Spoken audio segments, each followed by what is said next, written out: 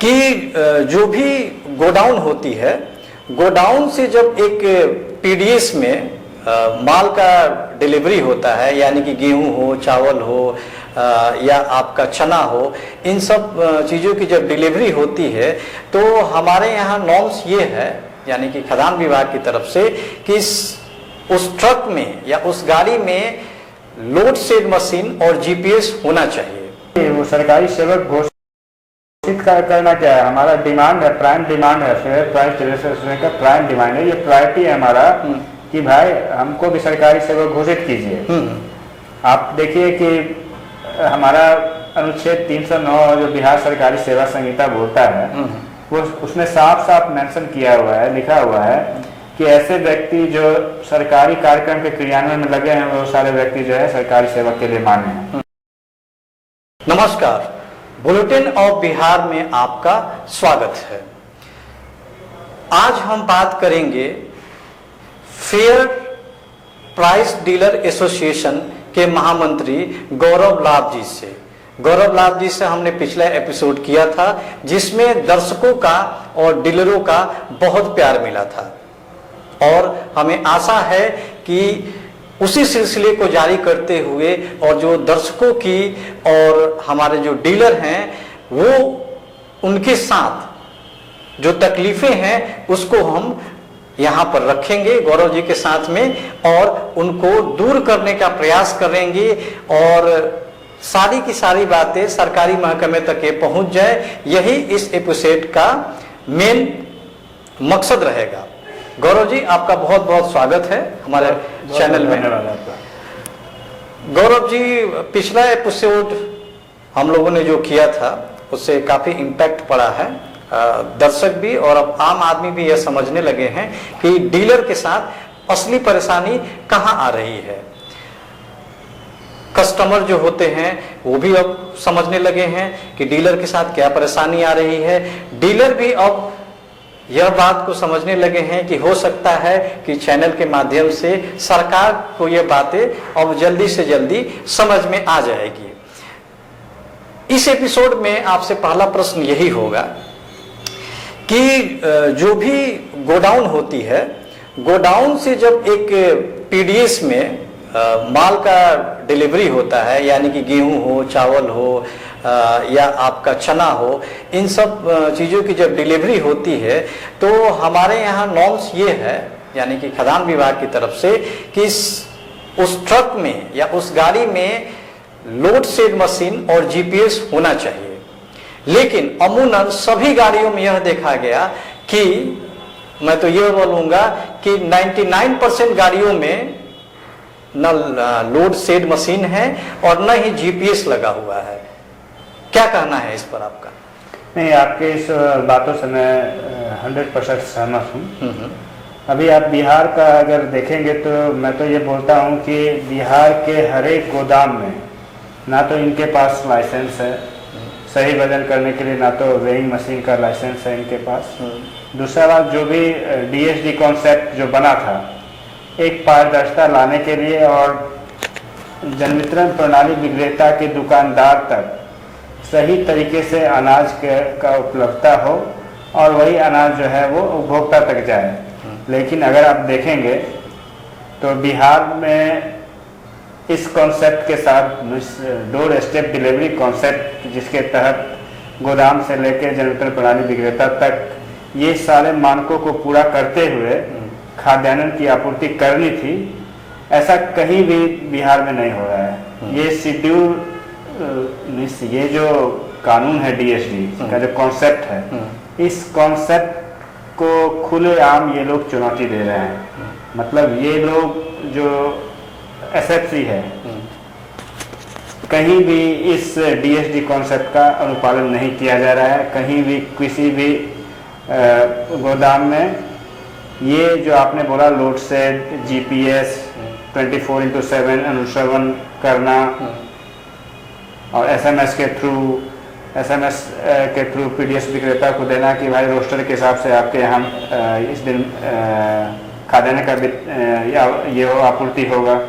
ये सारा चीज कहीं ना कहीं इस कानून को ये लोग ब्रीच कर रहे हैं और डीएसडी कॉन्सेप्ट बिहार में एकदम बिल्कुल फेल है और इसी कारण ये हाल है कि उपभोक्ता को सही तरीके से अनाज और में क्वालिटी और क्वांटिटी दोनों में डिफरेंस आ रहा है।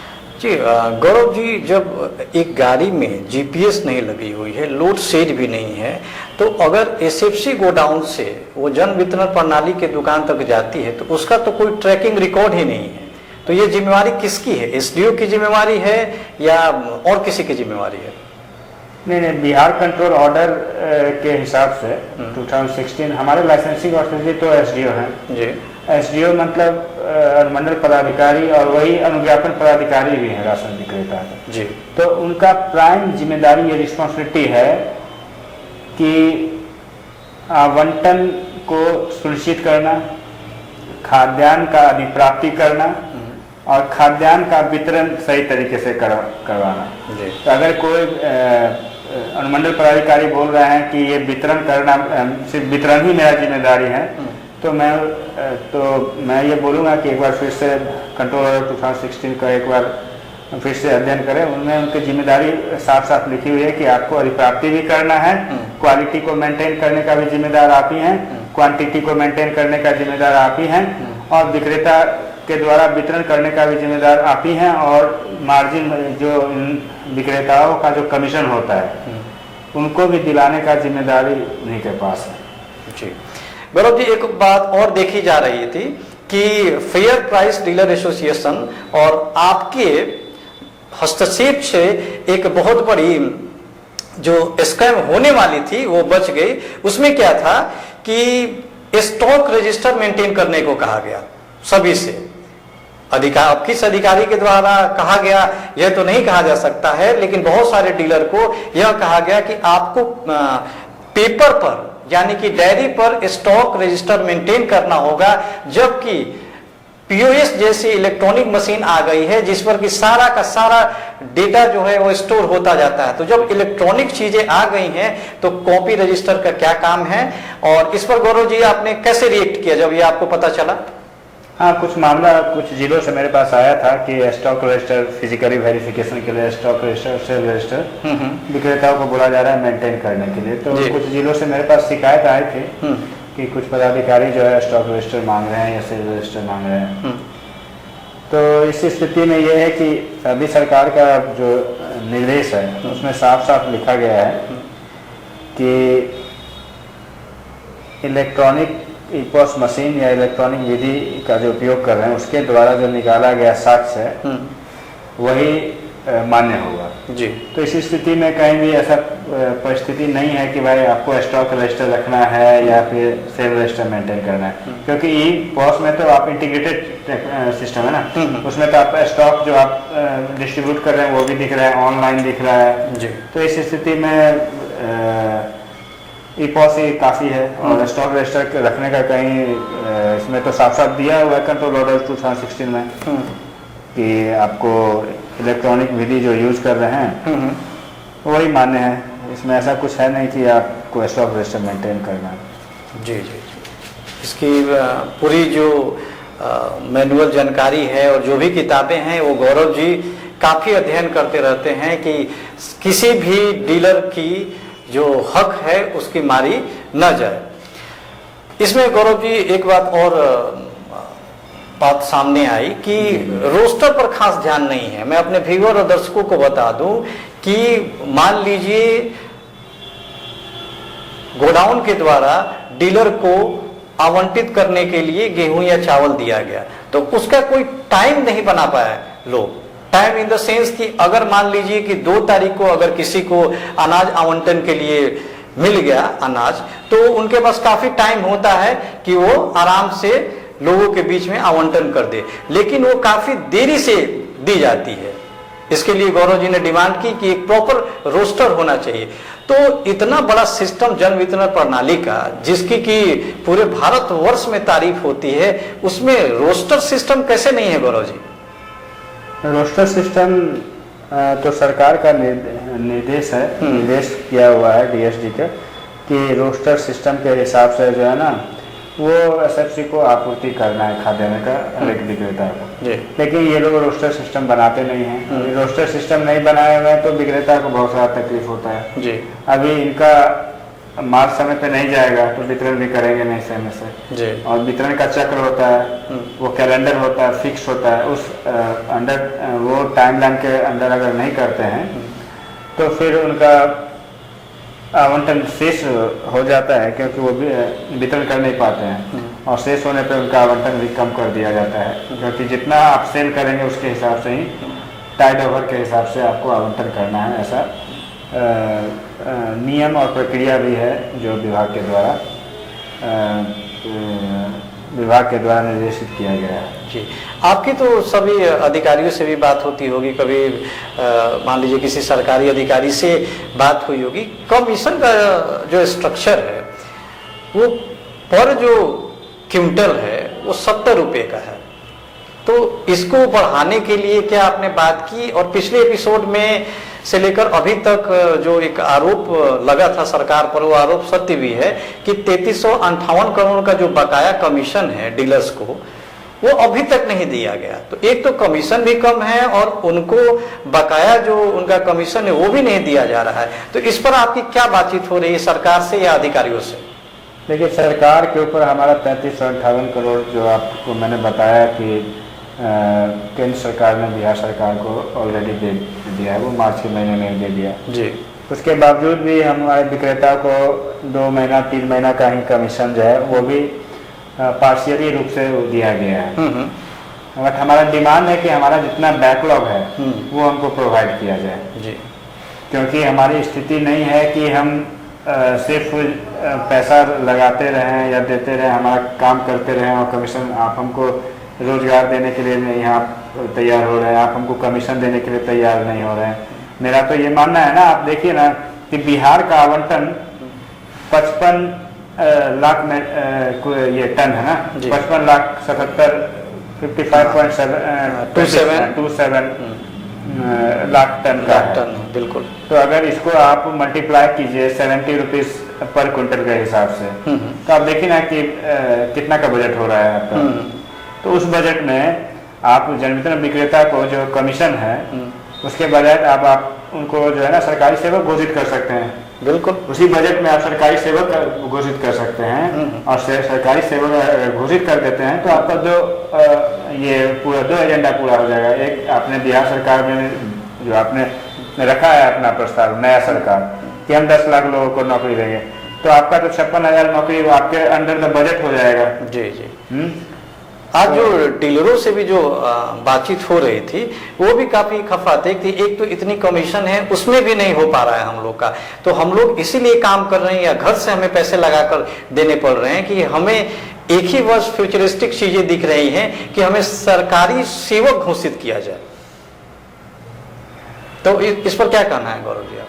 नहीं, वो सरकारी सेवक घोषित करना क्या है, हमारा डिमांड है, प्राइम डिमांड है, फेयर प्राइस डिलीवरी का प्राइम डिमांड है, ये प्रायोरिटी है हमारा कि भाई हमको भी सरकारी सेवक घोषित कीजिए।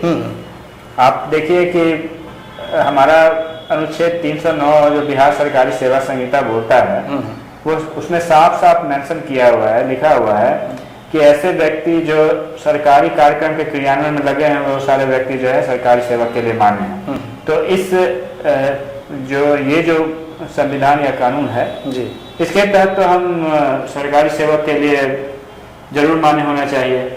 और दूसरा बात है कि आपका बजट जो बोलता है, जो कहता है कि आपका आवंटन 55.27 लाख टन का है, तो अगर आप कैलकुलेट कीजिए 70 रुपये, अभी तो 20 पैसा बढ़ गया है ना कमीशन, 90 पैसे के हिसाब से अगर जोड़ लीजिए तो इस बजट के हिसाब से तो आप 56,000 विक्रेता बिहार में सबको आप 30,000 रुपये 35,000 का मानदेय दे सकते हैं अगर आपकी नीयत और नीति दोनों साफ हो तो। बिल्कुल। लेकिन सरकार ये चाहती है नहीं है, इसलिए नहीं चाहती है कि सरकार को ये जानती है कि इनको अगर हम ये कर देंगे तो भ्रष्टाचार बंद हो जाएगा।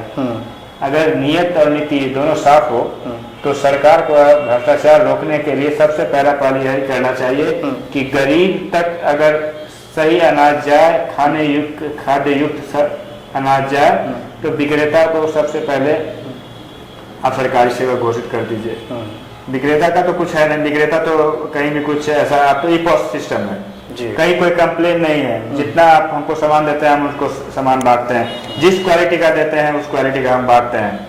हमको भी तकलीफ होता है जब इधर विक्रेता जब अपने उपभोक्ता को जब देते हैं ना, आपको तो मैंने बताया ना, ये जो खाद्यान्न जो आवंटित होता है विक्रेता को एसएफसी के द्वारा, वो खाने युक्त नहीं होता है, उसको आप समझिए कि जानवर भी उसको खाने से मना कर दे।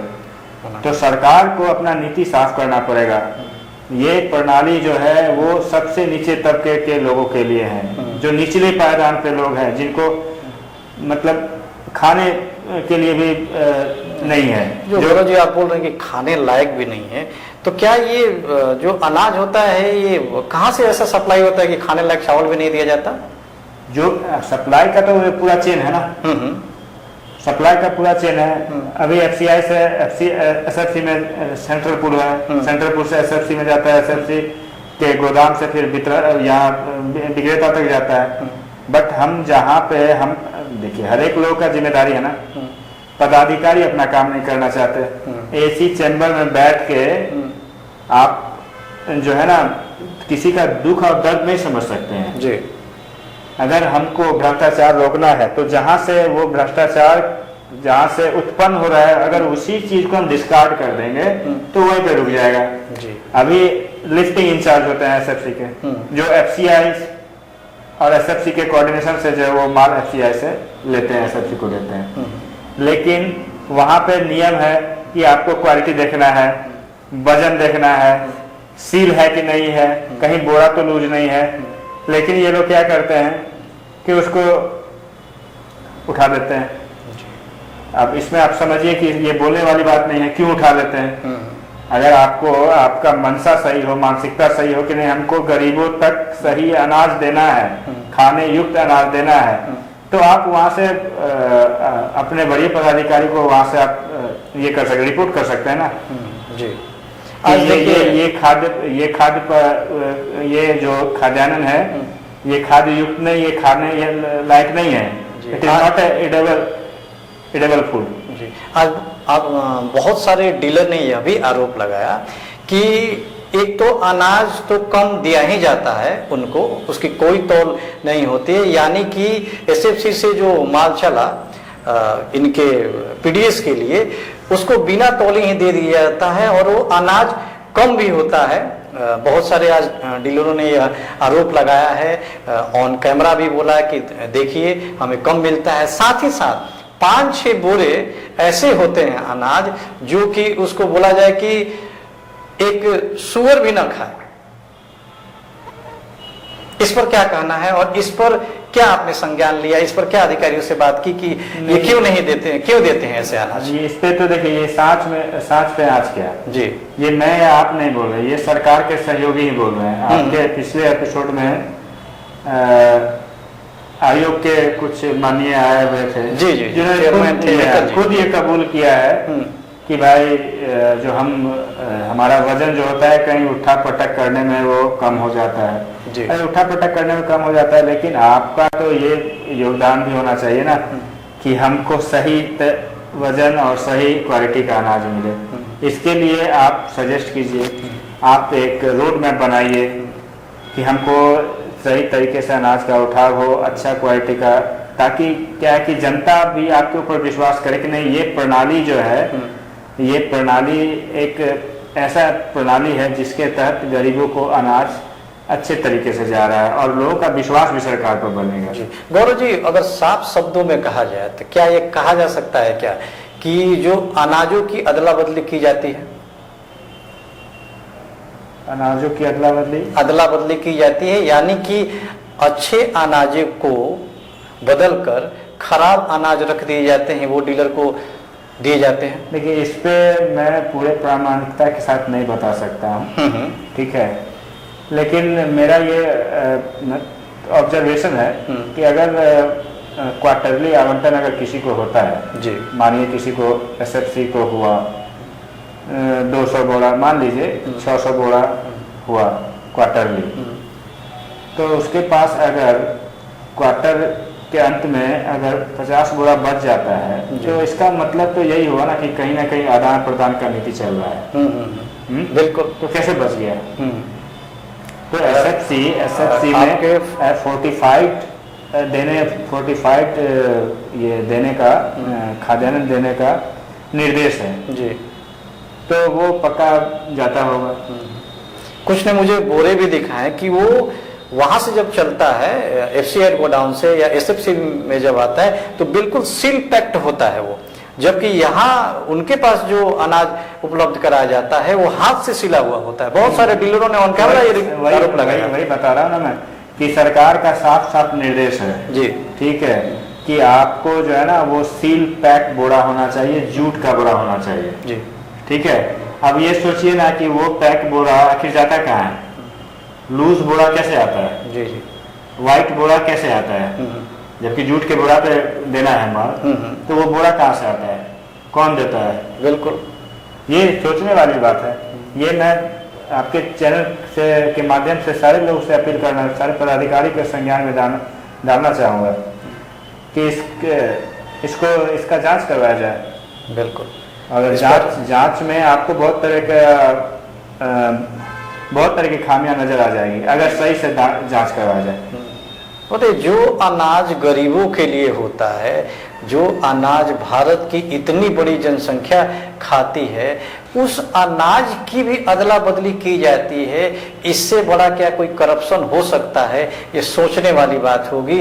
और ये बातें मैं अपने सारे व्यूअर्स पर, जो हमारे प्यारी जनता है, बिहारवासी हैं, उन पर छोड़ना चाहूँगा कि इस पर क्या रिएक्शन है इनका, क्योंकि जो भी गरीब तबके के लोग हैं वो सभी राशन कार्ड से उनको अनाज मिलता है। और वो जो अनाज हो जो मूलतः सरकार के द्वारा, जो भारत सरकार के द्वारा जो सप्लाई की जाती है, वो तो टॉप क्वालिटी की होती है। और जो आपके हाथों में अनाज आज मिल रहा है उसकी तो कोई क्वालिटी ही नहीं है, उसको एक जानवर भी नहीं खा सकता है। वो खुद अनाज मैंने देखी है, आप बुलेटिन ऑफ बिहार की स्क्रीन पर अभी देख सकते हैं कि ये गेहूं है और ये चावल है। अब देखिए कि उसकी दशा क्या है, उसकी तस्वीरें ली गई हैं, आपकी स्क्रीन पर घूम रहा है, उसको देखकर अंदाजा लगाया जा सकता है। और ये गेहूं और ये चावल का सैंपल सीधे शो करता है कि बहुत बड़ा स्कैम अंदर हो चुका ही नहीं, ये कंटिन्यूअस हो रहा है। और जो भी स्कैम कर रहा है उसको थोड़ा सा भी डर नहीं है, क्योंकि उसने सोच रखा है कि मैं यह करूंगा ही, अगर किसी को रोकना है तो इसे रोक ले। जब अनाज ही खाने को अच्छा नहीं मिलेगा तो इससे ज्यादा करप्शन क्या कहा जा सकता है? बुलेटिन ऑफ बिहार के सारे दर्शक, क्या पूरे बिहार वासी को मैं कहना चाहूंगा कि इस मुद्दे को लेकर आप अपनी आवाज बुलंद करें। फेयर डीलर एसोसिएशन के महामंत्री आज साथ बैठे हुए हैं गौरव लाभ जी, ये कदम से कदम मिलाकर डीलर के साथ चल रहे हैं। उनकी बातें लगातार कई सालों से सरकार के सामने रख चुके हैं। इनके पिताजी कांत लाभ जी, जिनको कि पूरा बिहार जानता है, एक समाजवादी नेता थे। उन्होंने डीलरों की लड़ाई इतनी मतलब मजबूती के साथ लड़ी थी कि उस टाइम पे तो बहुत सारे काम हो जाते थे, क्योंकि उस समय वो एक बड़े ही मजबूत नेता के भी रूप में थे, एक समाज सेवी के भी रूप में थे। और ये भी हो सकता है कि थोड़ा सा करप्शन उस टाइम कम हो।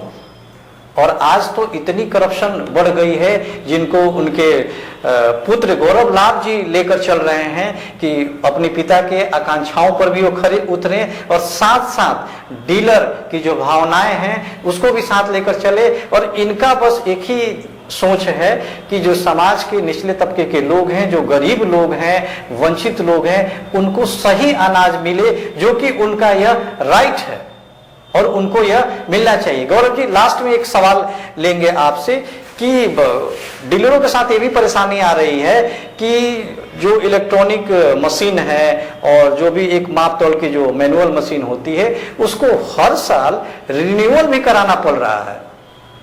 जबकि आप एसएफसी गोडाउन में देखेंगे कि वहां तो मशीन की रिन्यूअल ही कई वर्षों से नहीं हुई है। क्या कहना है इस पर आपका? मेरा एक ही शब्द में कहना है इसको, एक मुर्गे को कितने बार हलाल कीजिएगा? जी, 33 कमीशन 70 रुपये प्रति कुंटल कमीशन दीजिएगा, उसमें आपको तराजू बटखारा का रिन्यू करवाना है, इलेक्ट्रॉनिक वेइंग मशीन का ई पॉस यूज़ करना है, इलेक्ट्रिक बिल यूज़ करना है, गोदाम यूज़ करना है, नॉमिनी को पैसा देना है। तो ये इस प्रणाली में हम लोग विक्रेता जो हैं वो काफ़ी सालों से लगे हुए हैं। जी जी। उन्होंने अपना बेहतरीन समय जो ब्राइट टाइम होता है ना फ्यूचर, उन्होंने इस प्रणाली में दे दिया है। अब उनके पास ऑप्शन भी नहीं है जी। वो तो एक ही इसमें लगे हुए हैं कि हम संघर्षरत हैं कि सरकार इनको सरकारी सेवक का मान्यता दे, और लगातार प्रयासरत हैं अलग अलग तरीके से, या तो न्यायपालिका की तरफ से या सरकार के ऊपर दबाव बना के। अभी हाल ही में इन लोगों का 3358 करोड़ का जो मैंने बताया, अभी हाल में हम लोगों ने माननीय उच्च न्यायालय पटना के समक्ष PI दायर किया है, और बहुत जल्दी ही इस पर कुछ ना कुछ ये आएगा, डिसीजन आएगा। और मुझे पूरा उम्मीद है कि विक्रेताओं का जो बैकलॉग है, इतना बैकलॉग जो SFC सालों से रखे हुए हैं, वो उन लोगों को मिले। इसी तरह हम लोग, मेरा एक प्रायोरिटी है कि सरकारी सेवक के लिए जितना हो सके या तो सरकार पर दबाव बना के, क्योंकि ये उचित विषय भी है हमारे लिए, हमारे संगठन के लिए, विक्रेताओं के लिए भी। और नहीं होगा तो फिर हम न्यायालय में जाएंगे, न्यायालय के शरण में जाएंगे, न्यायालय से अपने हक और अधिकार का गुहार करेंगे। और मैं तो यही कहता हूँ कि अगर जनता का सही सेवक है, कोई सच्चा सेवक है, तो जन वितरण प्रणाली विक्रेता है, क्योंकि वो उनका डायरेक्ट इंटरेक्शन गरीब के अनप्रिविलेज लोग जो हैं समाज के, उनसे इंटरेक्शन होता है। और हमें तकलीफ होता है कि सरकार अभी भी नहीं जाग रही है कि गरीबों के साथ न्याय कैसे हो, उनको उचित सुविधा कैसे मुहैया हो, और उनको खाने लायक कैसे खाद्यान्न का आपूर्ति किया जाए। तकलीफ हर एक विक्रेता को होता है, लेकिन हमारा मजबूरी है, हम ना मैन्युफैक्चर करते हैं ना प्रोडक्शन करते हैं। हम तो सरकार का जो भी नीति है उस नीति सिद्धांत के साथ साथ चल रहे हैं, और कस्टमर भी बोलते हैं, उपभोक्ता बोलते हैं, और तकलीफ होती है हमारी। और हम जब बोलते हैं, विक्रेता बोलते हैं, तो फिर वो दूसरा मैटर होता है। लेकिन हमारा एक ही मानना है कि अगर सच्चे तरीके से देखें तो हम उपभोक्ता का सेवा हम ही करते हैं, क्योंकि अगर हमें कुछ तकलीफ होती है फिर भी हम चाहते हैं कि उपभोक्ता हमसे सेटिस्फाइड होके जाए। अगर माल भी सड़ा हुआ है या गला हुआ है या कम है या कुछ है, तो हम उनको सेटिस्फाइड करते हैं, कोशिश करते हैं कि हमसे वो, क्योंकि जन वितरण विक्रेता समझते हैं ना कि ग्राहक ही भगवान होता है जी। तो वो फिर ये नहीं चाहेंगे कि कोई ग्राहक हमसे असंतुष्ट होके जाए, तो ये हमारा प्रायोरिटी रहता है। लेकिन सरकार को भी इस पर विशेष ध्यान देना चाहिए कि विक्रेताओं का उत्थान और कैसे किया जाए, क्या रोड मैप किया जाए, और साथ साथ गरीबों के लिए भी सोचना पड़ेगा, क्योंकि ये जो नीति है ना, ये जो सारा कानून और ये जनता के लिए बनाया गया है, जनता के लिए सारा कानून बनाया गया। अगर उस कानून और विधान के अनुरूप जनता को कुछ अगर हासिल नहीं होता है तो फिर ऐसा कानून से कोई फायदा नहीं, हाँ फायदा नहीं है। इसलिए उपभोक्ता और गरीब को मैं एक बार फिर सरकार से आग्रह करूँगा कि आप खाद्यान्न का उपलब्धता को इंश्योर कीजिए, अच्छे क्वालिटी का खाद्यान्न, ताकि हम उपभोक्ता को भी अच्छे तरीके से सेवा कर सकें जी। ये थे गौरव लाभ जी, फेयर प्राइस डीलर एसोसिएशन के महामंत्री हैं, और इन्होंने बिल्कुल सारे अधिकारी सरकार के कुछ महकमे में भी जाकर अपनी सारी मांगों को रख रहे हैं। बुलेटिन ऑफ बिहार की तरफ से भी इन्होंने जो भी मांग उठाए हैं कि जैसे किसी भी जन वितरण प्रणाली के जो डीलर हैं उनको एक भी छुट्टियां नहीं मिलती हैं, जबकि 6-7 साल पहले उनको छुट्टियां मिलती थी, 15 अगस्त हो या 2 अक्टूबर हो, इन दिनों में भी अब छुट्टियां नहीं मिलती है। यानी कि उनको हमेशा और हर दिन काम करना है। आप ऐसे भी देखें तो ये लेबर लाके खिलाफ है। आप इलेक्ट्रॉनिक जो तराजू है और जो मैनुअल तराजू है उसका आप हर साल रिन्यूअल करने का क्या तुक है, जबकि सरकार उसको इस तरीके से एसएफसी जो गोडाउन है उसमें ही खुद उनका रिन्यूअल कई सालों से पेंडिंग है। साथ साथ लोड सेट और जीपीएस सहित गाड़ियों से ही जो कि डीएसटी यानी डोर स्टेप डिलीवरी का रूल रेगुलेशन से जो नॉर्म्स हैं उसी अनुसार ही डिलीवरी एसएफसी से पीडीएस के पास जाना चाहिए, यानी उन गाड़ियों में जीपीएस भी लगा होना चाहिए और लोड सेट भी होना चाहिए। वो कोई भी परिस्थिति वो कोई और चाहे वो कितनी भी विपरीत परिस्थिति हो, आपातकालीन परिस्थिति हो, सभी परिस्थितियों में उनको यह करना ही है, जो कि एकदम ही बिहार में नहीं हो रहा है। ये मैं दर्शकों को बता दूं, ये भी एक बहुत बड़ा स्कैम है। तो फेयर डीलर प्राइज एसोसिएशन के महामंत्री और ये बुलेटिन ऑफ बिहार के तरफ से पूरे सरकारी महकमे सारे अधिकारियों से यह मांग है कि आप जो डीलरों के साथ अपनी व्यवहार को जारी रख रहे हैं इसको तुरंत से चेंज कीजिए, क्योंकि एक डिपार्टमेंट में इतने सारे स्कैम कभी सुना ही नहीं गया है।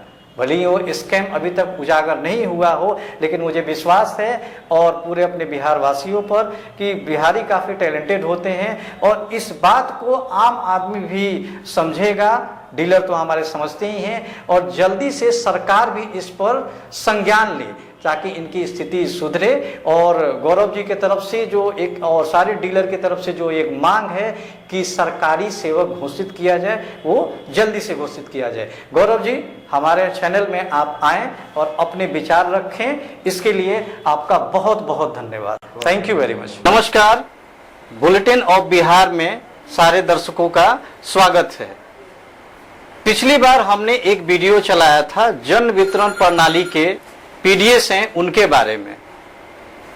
गौरव लव जी ने बहुत सारे सवालों का जवाब दिया था, जो कि डीलर एसोसिएशन के महामंत्री हैं।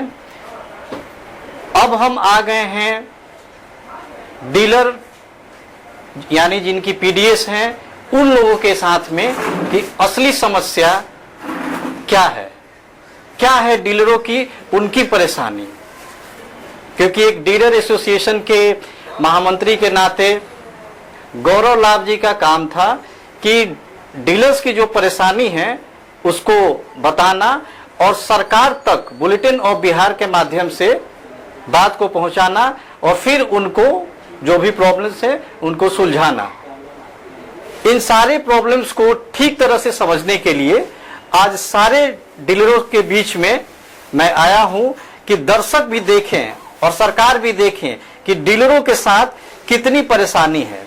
और इसी परेशानी को व्यक्त करते हुए जो मेरा पहला प्रश्न होगा सारे डीलरों से, सर आप अपना नाम बता दीजिए। मेरा नाम अशोक कुमार है और जी। मैं पटना का पीडीएस दुकानदार हूँ। जी, अशोक कुमार जी हैं हमारे साथ में और पटना के डीलर हैं।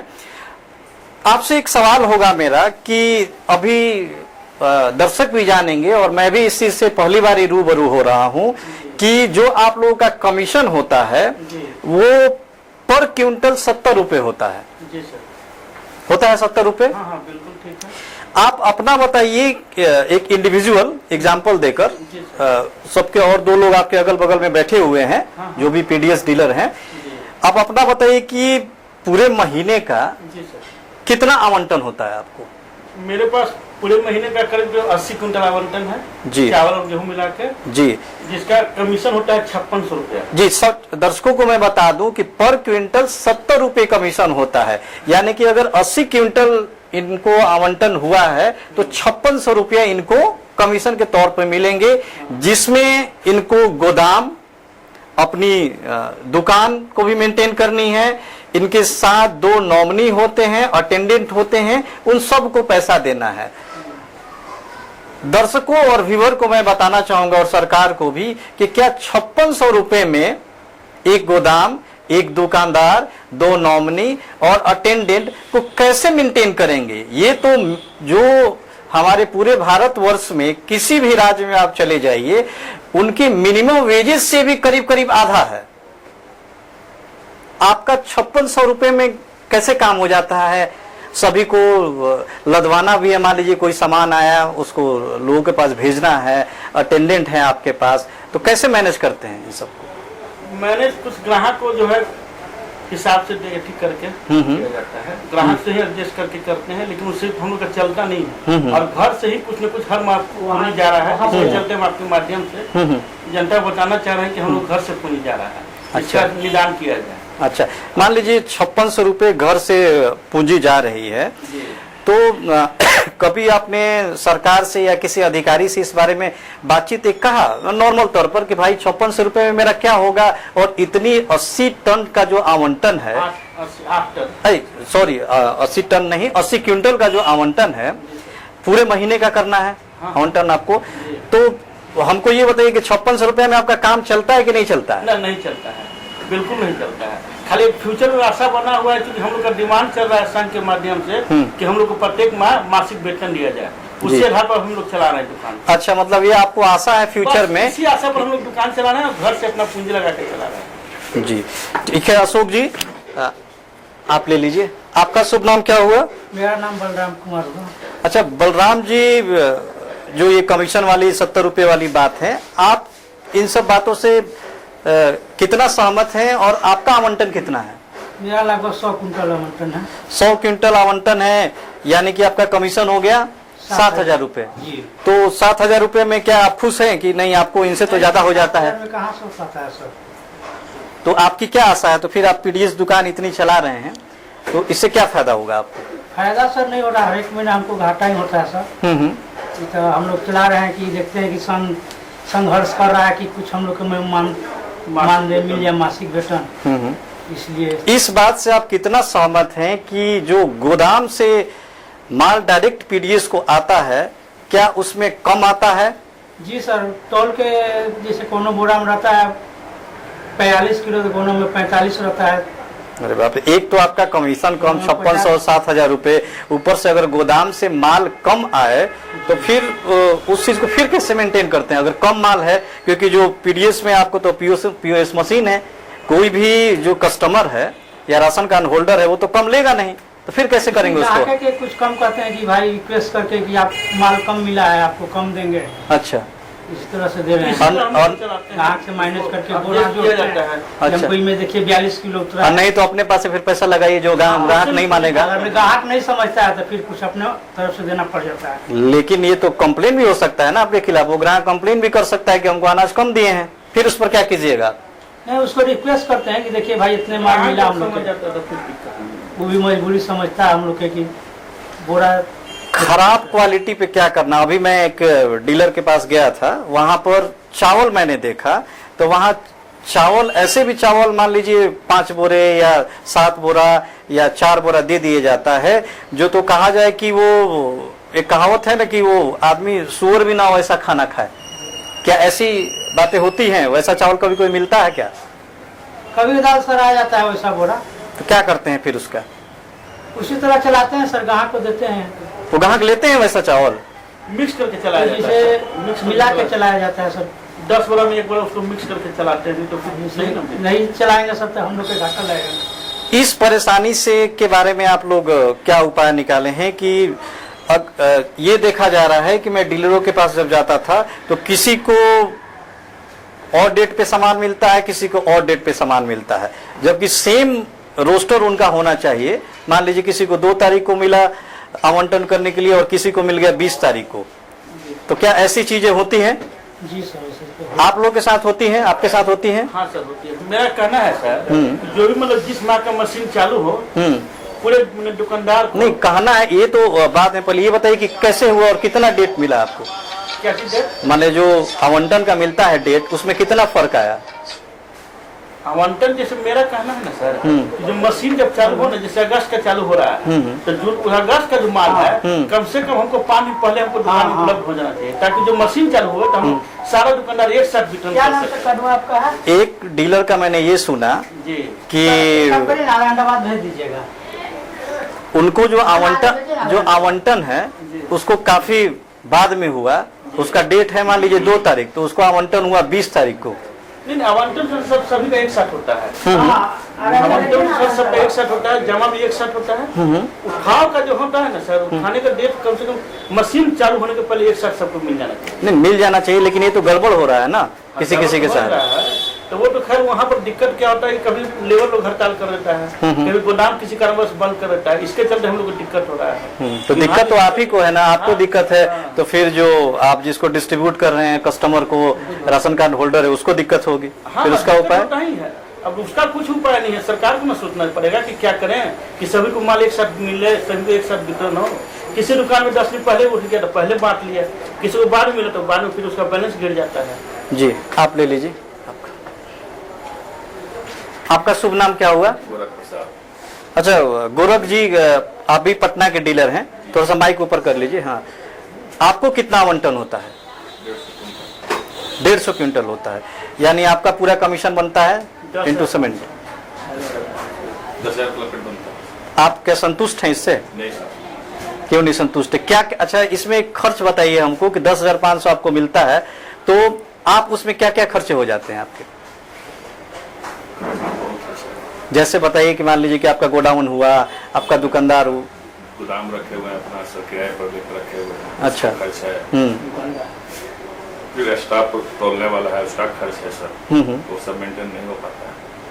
तो क्या सरकार से आप चाहेंगे, क्या कहना चाहेंगे, और इसका उपाय क्या हो सकता है आपके अनुसार से? संघ के माध्यम से जो मांग हो रही है वेतन का, वो किया जाए सर।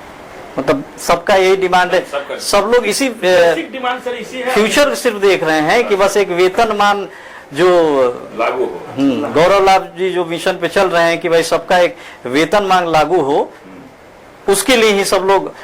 एक खास बात इसमें ये भी है ना कि लोगों की मजबूरी है ना, अब ये अपना राइट टाइम अपना जवानी दे दी है, अब इनके पास करने के लिए क्या है? एक ही इनके पास रोजगार है, फैमिली भी चलाना है, अपनी जिंदगी को भी चलाना है। आप लोग बस यही चाहते हैं कि भाई आगे चल के हमारा वेतनमान हो जाए तो सब कुछ मेंटेन होगा, ये आशा है आपको? इसी आशा पर चल रहे हैं सर। हाँ, फेयर्स इस डीलर एसोसिएशन जिसके लिए काम भी कर रही है, जिसके साथ आप लोग हैं कि हाँ भाई चलिए ये हो जाए तो अब सारा मामला सही हो जाएगा।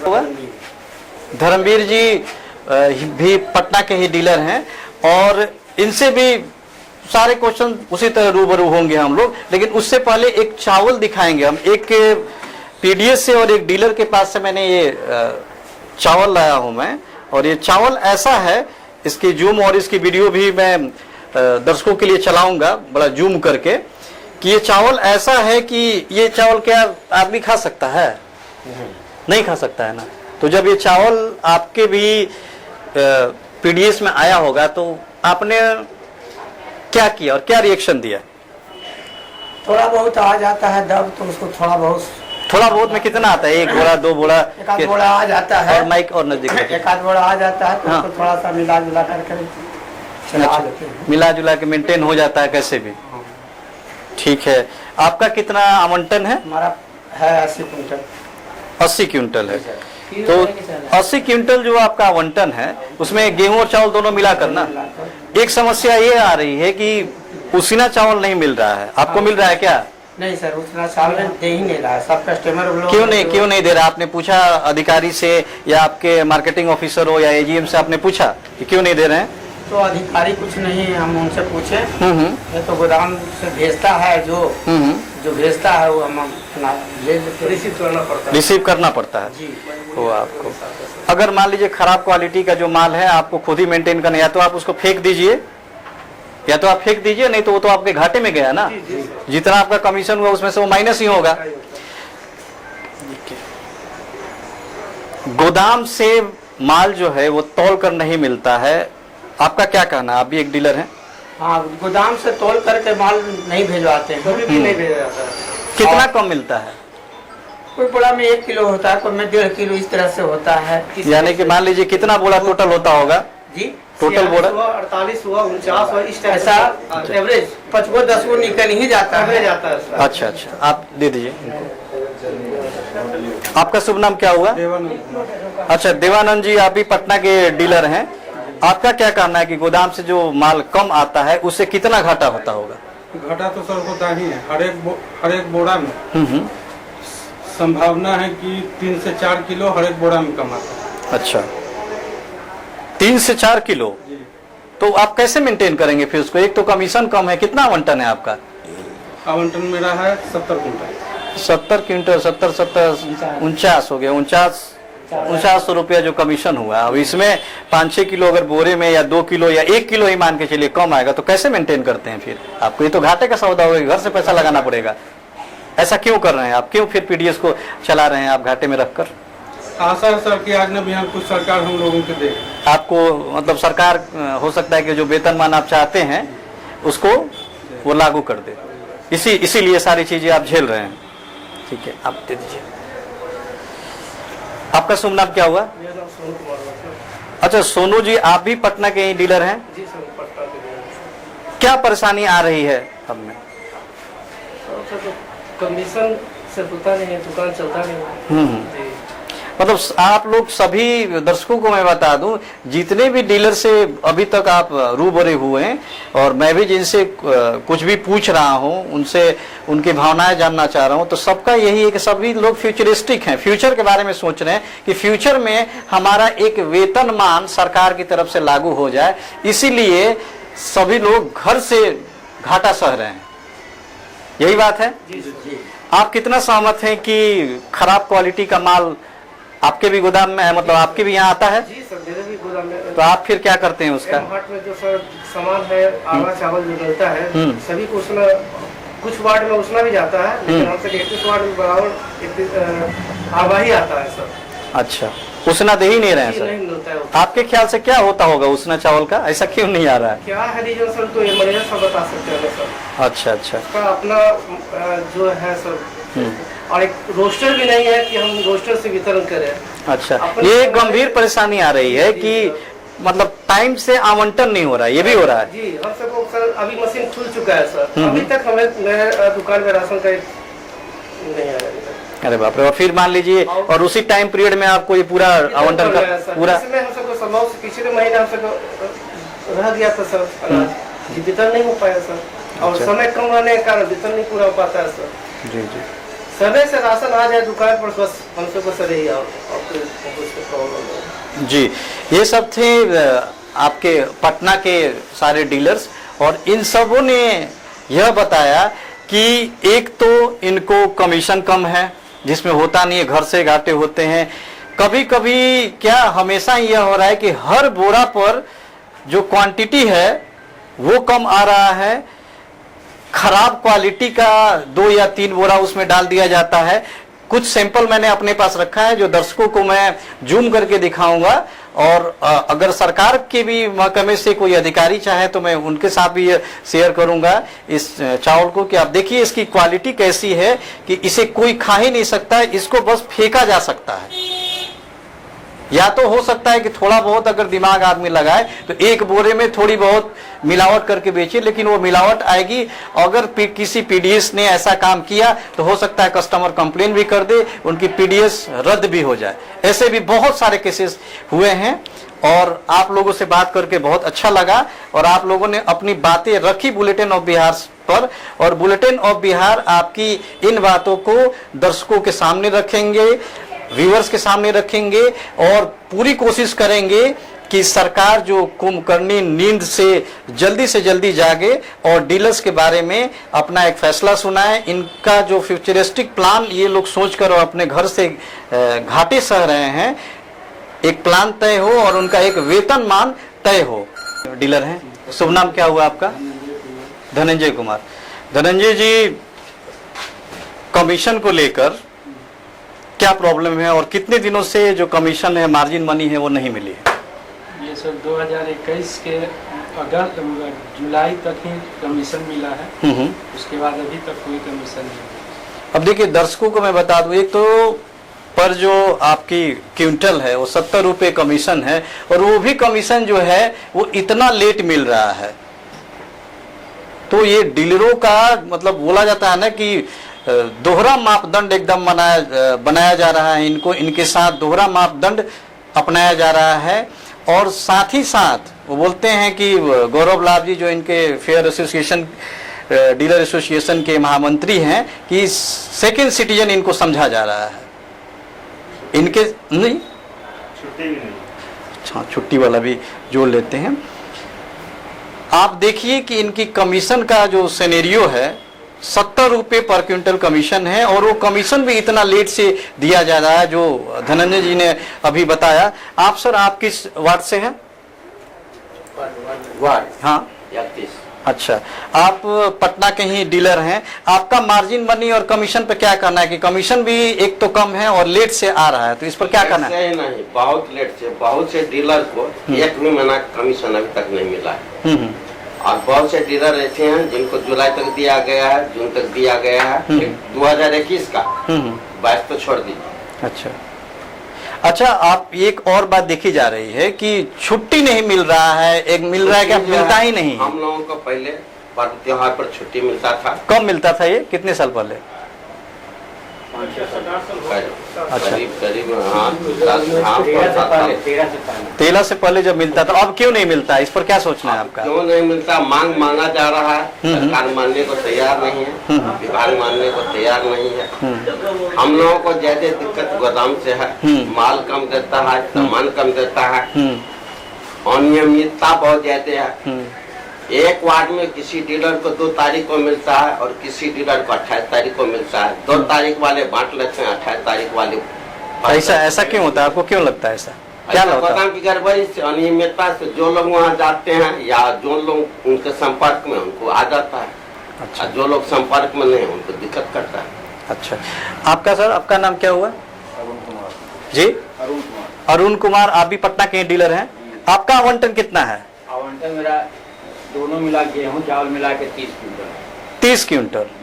तो 30 क्विंटल 2100 रुपया में क्या होता होगा? केवल किराया आता है, किराया दे के बराबर हो जाता है। कैसे मेंटेन करते हैं सब कुछ? और आपका भी क्या है कि सरकारी सेवक घोषित कर दिया जाए, इसी कर दिया जाएगा तो ठीक ही है सर। इसीलिए आप ये काम कर रहे हैं। आप भी छुट्टी नहीं मिलती है, इस पर क्या करना है आपका? छुट्टी भी नहीं है सर, 13 के बाद छुट्टी भी बंद हो गई है।